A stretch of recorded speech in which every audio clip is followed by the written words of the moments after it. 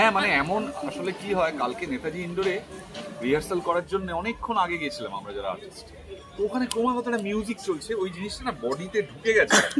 আমি তো মনে হয় কালকে রাত্রে ঘুমোতে চলছে। এখন একটাই কথা বলবো, আমরা আর্টিস্ট, আমরা শিল্পী, আমরা বিভিন্নভাবে নিজেদের কথা কমিউনিকেট করি, কিন্তু আজকে আমরা এখানে যে কারণে, সেটা হচ্ছে যে আমরা সবাই জানি যে সকলের পরিশ্রমের ফসল রঘু ডাকাত, যেটা নিয়ে বেঙ্গল ট্যুরে আমরা বিভিন্ন জায়গায় পৌঁছে গেছি, মানুষের একদম মুখোমুখি দাঁড়িয়ে এই ছবির কথা বলেছি।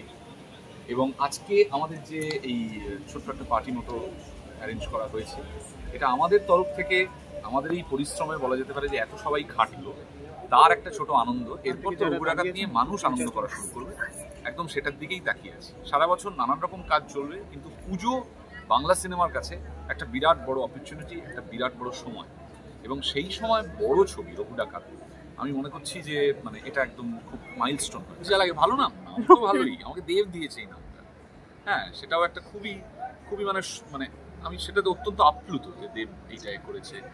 যে তো পাওয়ার স্টার ব্যাপারটা মানে আমার ভালোই লাগছে, আমাকে বলা হচ্ছে, কিন্তু ওই আর কি, মানে আমাকে যে রোলটা দেওয়া হয়েছে, অভিনয় করতে যেটা দেওয়া হয়েছে, যেটা আমার মূল কাজ, সেটা আমি ভালোভাবে করতে পেরেছি কিনা দর্শকের ভার্ডিক্ট এলে সেটা যদি জানি যে হ্যাঁ অনির্বাণের কাজ, অভিনেতা অনির্বাণের কাজ ভালো হয়েছে, তাহলে সব থেকে বেশি আমি বলবো যে একদম একটা সার্কেল কমপ্লিট হল।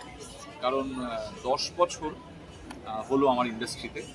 আমার প্রথম ছবি ছিল আরশিনগর 2015 সালে, সেইখানে আমি দেবের বন্ধুর চরিত্রে অভিনয় করেছিলাম, এবং আবার রঘু ডাকাত 2025 সালে আমি দেবের সঙ্গে এক ছবিতে, দেবের বিপরীতে।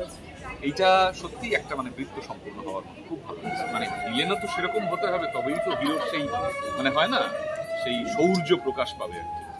তো আমাকে এই ধরনের ছবিতে আমাকে শ্রীকান্ত দেব এবং ধ্রুবদা তিনজনই বলেছিলেন যে আমরা তোকে খুব ট্রাস্ট করছি, তোমায় ট্রাস্ট করছি, আমরা মনে করছি তুমি এটা করো। এটা একটা বিরাট দায়িত্ব, হয় না? মানে এত বড় একটা কমার্শিয়াল স্ট্রাকচারের ছবিতে আমি এর আগে ভিলেনও করেছি, আমি এর আগে খারাপ মানুষের রোল করেছি, বাট এখানে the size of the film is matters. কারণ এই ছবিটা যে ভর এবং ভারের যে ওজন ছবিটা, এই ছবিটা পুজোয় রিলিজ হবে, লক্ষ লক্ষ মানুষ সেই ছবিটা দেখবে, একটা ব্যাক অফ দ্য মাইন্ডে একটা টেনশন তো থাকে, কিন্তু আমার মনে হয় যে আমি মানে চেষ্টা করেছি।